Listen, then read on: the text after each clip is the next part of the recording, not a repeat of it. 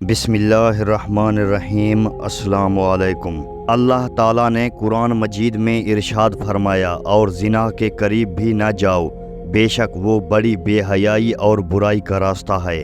ناظرین محترم، کیا آپ جانتے ہیں اس کائنات کے اندر سب سے پہلے کون سے بدبخت شخص نے زنا کی ابتدا کی تھی؟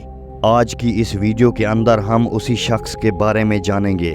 جب حضرت آدم علیہ السلام اور حضرت حوا علیہ السلام نے اللہ تعالیٰ کے حکم کی نافرمانی کرتے ہوئے شجر ممنوعہ کا پھل کھایا، تو اللہ تعالیٰ نے حضرت آدم اور حضرت حوا علیہ السلام کو زمین پر اتار دیا، اور پھر اللہ تعالیٰ کے حکم سے حضرت آدم اور حضرت حوا علیہ السلام کے ہاں اولاد پیدا ہوئی۔ بعض روایت کے مطابق حضرت حوا علیہ السلام کو 20 حمل ٹھہرے، جس سے 40 بچے پیدا ہوئے، اور ہر حمل کے دوران ایک لڑکا اور ایک لڑکی پیدا ہوا کرتی تھی۔ پیارے دوستو، یہ بات یاد رکھیں کہ اس وقت کی قوانین شریعت ہماری آج کی شریعت کی قوانین سے بالکل مختلف تھے۔ حضرت آدم علیہ السلام کے زمانے کے اندر ایک حمل سے پیدا ہونے والے لڑکے کی شادی دوسرے حمل کی لڑکی کے ساتھ کر دی جاتی تھی، جبکہ دوسرے حمل کی لڑکی کی شادی پہلے حمل کے لڑکے سے کی جاتی تھی، اور ایک حمل کے بہن بھائی آپس میں بہن بھائی قرار پاتے تھے۔ پیارے دوستو، پھر اسی دوران حضرت آدم علیہ السلام کے ہاں قابیل اور حابیل پیدا ہوئے۔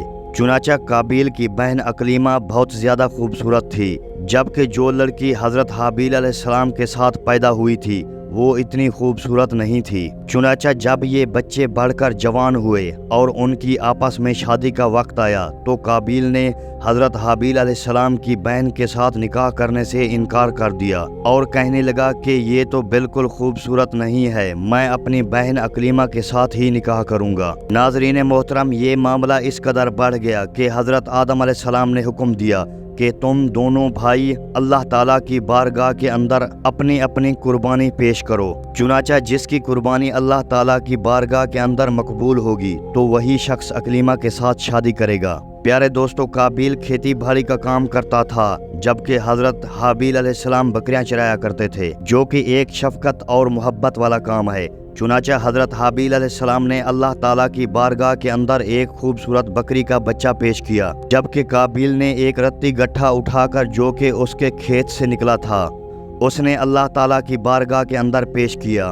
چنانچہ اس زمانے کے رواج کے مطابق آسمان سے آگ اتری اور اس نے حضرت حابیل علیہ السلام کی قربانی کو نگل لیا، جس پر قابیل کہنے لگا کہ ضرور میرے باپ حضرت آدم علیہ السلام نے حابیل کے لیے دعا کی، جس کی وجہ سے اس کی قربانی قبول ہوئی۔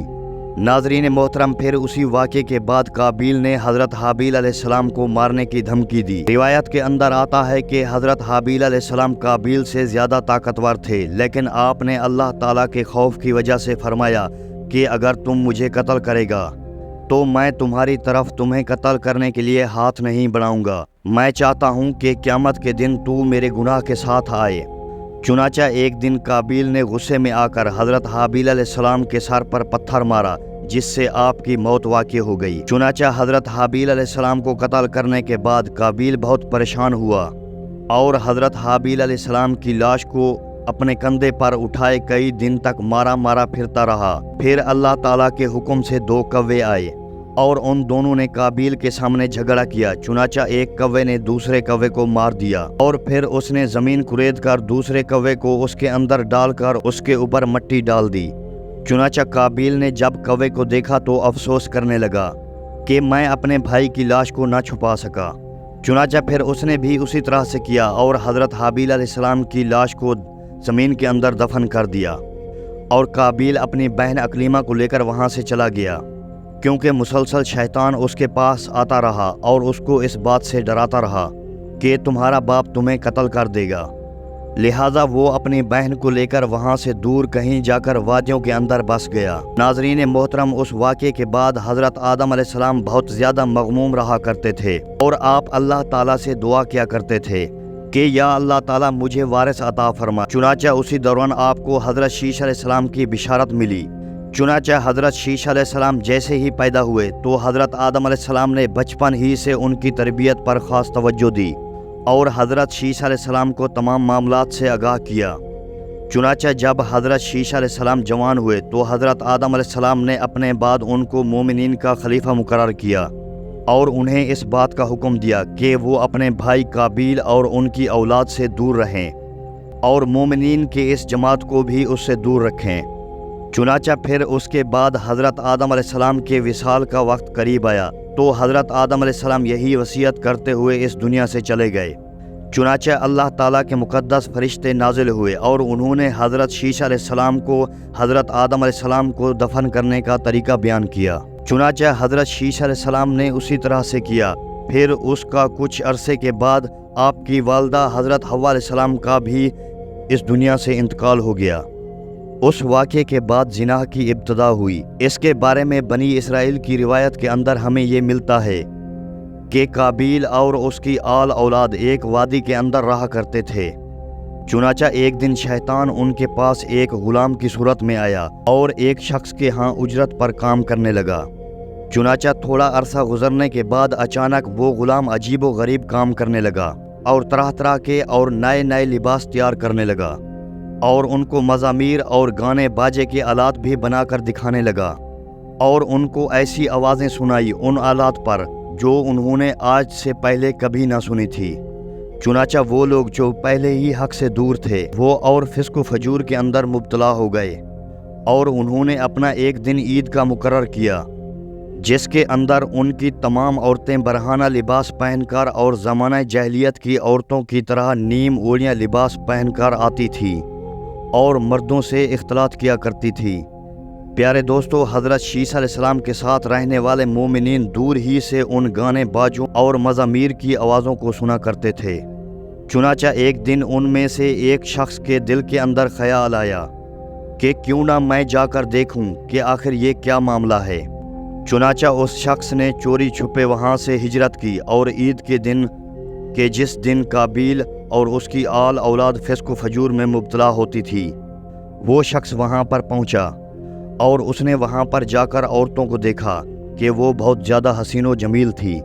اس حوالے سے روایت کے اندر آتا ہے کہ حضرت شیش علیہ السلام اور ان کے ساتھ جو مومنین کی جماعت تھی ان کے مرد بہت زیادہ حسین و جمیل اور خوبصورت تھے اور ان کے ساتھ جو عورتیں تھیں وہ بظاہر اتنی زیادہ حسین و جمیل نہیں تھی، جبکہ قابیل کی اولاد کے اندر مرد اتنا بدصورت تھے انتہائی بدصورت تھے، جبکہ ان کی عورتیں اور لڑکیاں بہت زیادہ حسین و جمیل تھیں۔ چنانچہ وہ نوجوان ان لڑکیوں کے حسن و جمال سے بہت زیادہ متاثر ہوا۔ پھر جب وہ شخص واپس آیا تو اس نے چوری چھپے دیگر مومنین کو بھی اس حوالے سے خبر دی۔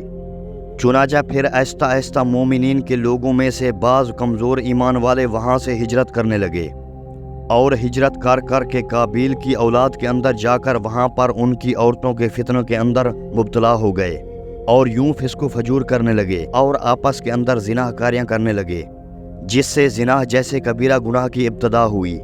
روایت کے اندر آتا ہے کہ حضرت شیش علیہ السلام کے ساتھ رہنے والے مومنین کی تعداد کم ہو گئی تھی، جبکہ قابیل کا گروہ بہت زیادہ طاقتور ہو چکا تھا۔ چنانچہ وہ اپنی بستیوں کے اندر بھی فتنہ فساد پھیلاتے تھے اور اپنی بستیوں سے باہر نکل کر حضرت شیش علیہ السلام کے ساتھ رہنے والے مومنین کو قتل کرتے اور ان کو طرح طرح کی تکلیفیں دیا کرتے تھے۔ یہ تمام روایات بنی اسرائیل سے لی گئی ہے، جس کے بارے میں حضرت محمد صلی اللہ علیہ وآلہ وسلم نے ارشاد فرمایا کہ جب تم بنی اسرائیل کی روایت میں سے کوئی روایت سنو تو نہ اس کی تصدیق کرو نہ اس کی تکذیب کرو، بلکہ یہ کہو کہ جو کچھ اللہ تعالیٰ نے نازل کیا ہے ہم اس پر ایمان لائے۔ پیارے دوستو، اگر حقیقت حال پر غور کیا جائے تو زنا کی ابتدا اسی وقت ہو گئی تھی جب قابیل اپنی بہن اکلیمہ کو لے کر وہاں سے رخصت ہوا تھا اور اپنی بہن اکلیمہ کے ساتھ ناجائز رسم و رواج قائم کر کے اس نے اپنی آل اولاد پیدا کی تھی۔ اللہ تعالیٰ سے دعا ہے کہ اللہ تعالیٰ تمام مومنین کو زنا جیسی لعنت سے ہمیشہ ہمیشہ کے لیے محفوظ رکھے۔ امید ہے دوستو آج کی یہ ویڈیو آپ لوگوں کو پسند آئی ہوگی۔ اگر میری ویڈیو آپ لوگوں کو اچھی لگی تو میری ویڈیو کو لائک کر دیں اور میرے چینل کو سبسکرائب کر دیں۔ ملتے ہیں اگلی ویڈیو میں۔ اللہ حافظ۔